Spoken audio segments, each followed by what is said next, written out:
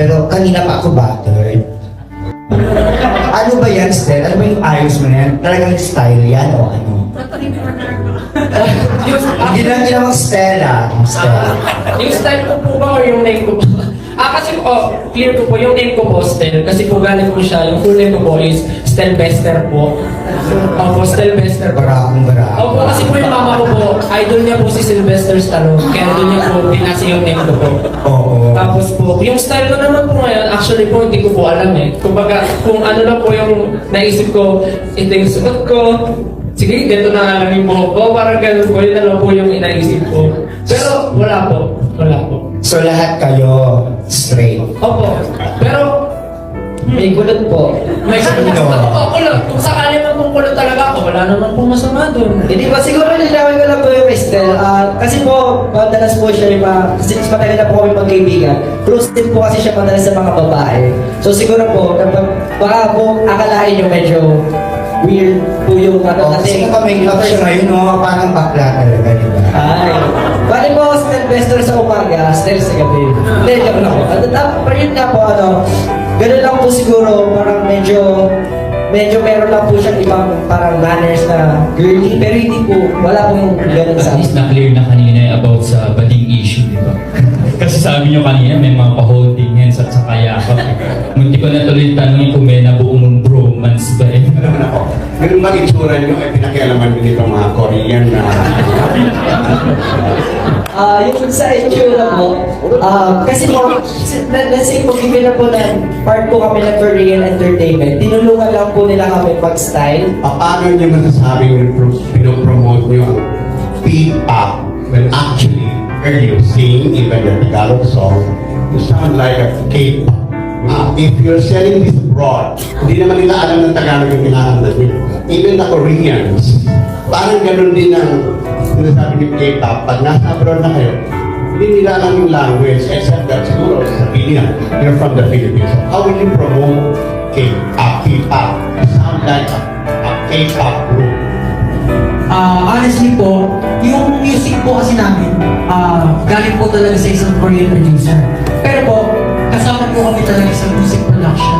Totoo po yan nung nagpunta po kami, lumipat po kami papuntang Korea. Nung nag-record kami, I was amazed and interested kasi po, yung producer ng kanta po, hinayaan niya lang po kami mag-record. Hindi niya po kami pinakalam kung ano gusto namin style. At the same time, ang ginagawa niya lang po, nag-give siya ng pointers para mas mapaganda pa natin yung gusto namin tulungan sa kanta namin. Humihingi rin po siya ng suggestion sa amin.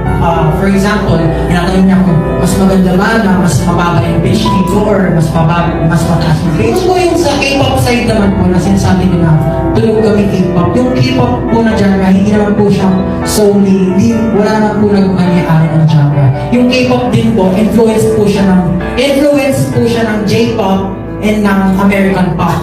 So katulad nga po ng nasa kanta namin, yung genre po na ginamit, future house and deep house, which is ginagamit na rin po sa Western countries, ginagamit na rin po sa Indian countries. Siguro po, dahil ang karaniwang response kung bakit K-pop yung tulog namin, kasi po right now, ang sikat sa buong mundo is yung K-pop, which is hindi naman nabibigyan ng pansin ng ibang bansa na same genre rin yung ginagawa. Sinapromote po talaga namin dito is P-pop, OPM.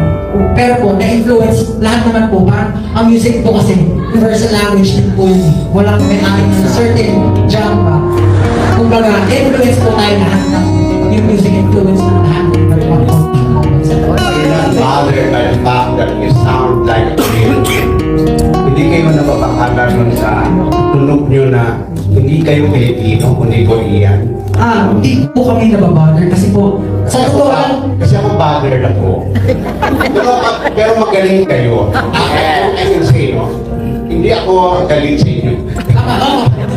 Bothered lang ako kasi parang pinapromote nyo kasi the Korean sound. Ang galing nyo nga, mas magaling pa nga kayo sa pinuntahan ng press ko ng kabila. Salamat po. No, I'm honest. I'm shocked that I can listen to a Filipino group that can sing like a Korean. With Tagalog words, of course. Salamat Ano ko lang, hindi kayo nababother nung idea na parang titingnan kayo na Korean yung tunog nila pero Filipino sila. Siguro, ako po personally, hindi po ako nag-butter. Kasi po, yung grupo namin, katulad nga po ng sinabi namin kanina, starting pa lang po kami. Alam po namin talaga ng away yung ginagawa namin. At talagang maninibago yung mga Pilipino sa ginagawa namin. Kasi, hindi pa naman po ito uso dito sa Pilipinas. At Naranasan nyo ba individually na magkaroon ng may mga bashers din, saka yung mga Ako nagdadoubt? personally po, bago po ako maging performer, independent child po kasi ako. Bale, laki po kasi ako sa hirap. So, nag-work po ako at the early age of 16. Tapos, nakikitira lang po ako dahil sa best friend ko po. Tapos yung best friend ko po, yung family na gusto po ako ampunin. Pero, nagsisimula na po ako mag-perform kasi. Tapos sinabihan, kasi gusto po nila akong pag-aralin ng college. Tapos sabi ko po, hindi ko po ata kaya mag-commit. Kasi iba po yung gusto kong tahakin. Tapos sabi po nila sa akin na, hindi kasi sikat dyan. Wala ka po mapala dyan. Parang mga ganun po. Pero naniwala lang po ako sa sarili ko. Kahit parang wala po akong kakampi, naniwala lang po ako na itong ginagawa ko, basta magsusumikap ako, mararating ko rin to in the future. Tapos ito na Tanggap mo ba? Kasi eventually, di ba? Nakikita ko si Justin kasi eventually, ito yung tsura niya kasi, di ba? Not to offend anyone. Meron kasi tinatawag na front runner ng grupo, di ba? Ay, yung grupo may, ay, ito yung pinakakuha ko, ito yung sinusundan ng fans, ito yung tinitilian, tapos pinapanood, sila, yung grupo pinapanood, minsan dahilan din sa kanya, di ba? So, hindi ba naman kayo darating sa point na since si Justin, di ba yung looks, pag na-develop ito, buwapo pa, ayan lang kasi, di ba? Eh, parang siya yung magdadala sa grupo. Okay lang ba sa inyo yung gano'n? okay lang naman po yun. It's an edge for us. Kasi po, parang success ng isa sa amin, success na po ng buong grupo. So, more exposure for Justin is more exposure for us. Mas makikilala po siya, mas makikilala lahat kami. Wala pong inggitan sa amin. And yes po, kaya po rin kami ng grupo kasi kailangan po namin i-cover up yung mga pagkukulang weaknesses ng isa't isa. So parang, bali po si Stel, main vocal po siya. Bali, kaya niya po i-cover yung mga weaknesses ng iba na, pare ako po, hindi po ako masyadong magaling kumanta, pero nako-cover up niya po yun. Kumbaga, meron po kaming roles, nagtutulungan po kami para mag-improve po kami.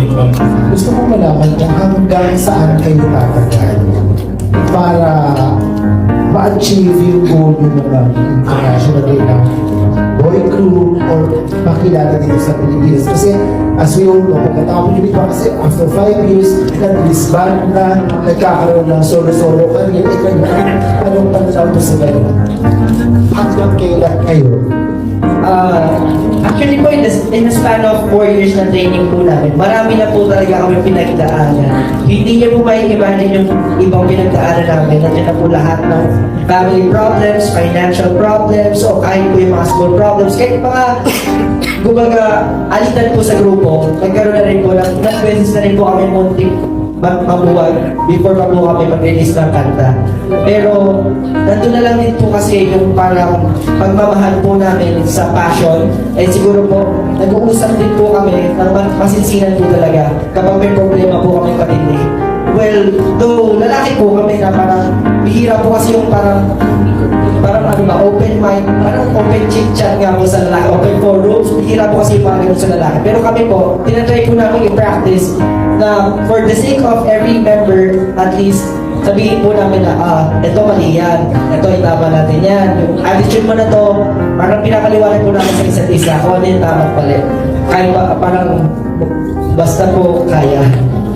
bukod po dun sa sinabi niya, bukod po sa passion and everything, mga ganyan. Kaya po namin sinimulan itong ginagawa natin yan kasi po masaya po kami. Unang-una sa lahat, ito po yung pinakamahalaga. Masaya po kami na ginagawa namin itong mag-perform on stage. Masaya kami na nakakapagpasaya ng mga tao. Masaya kami na magkakasama kami. Even mawala kami sa, if ever man na mabuhog kami, siguro pagpapatuloy pa rin namin yung band na nandun na kahit nagtatrabaho kami, mag-perform pa rin kami on stage kasi yun talaga yung gusto ng puso namin. Doon kami masaya. At piling ko, habang nabubuhay kami, mag-perform kami kung may opportunity na namin ibigay sa amin. So ngayon, hindi na kayo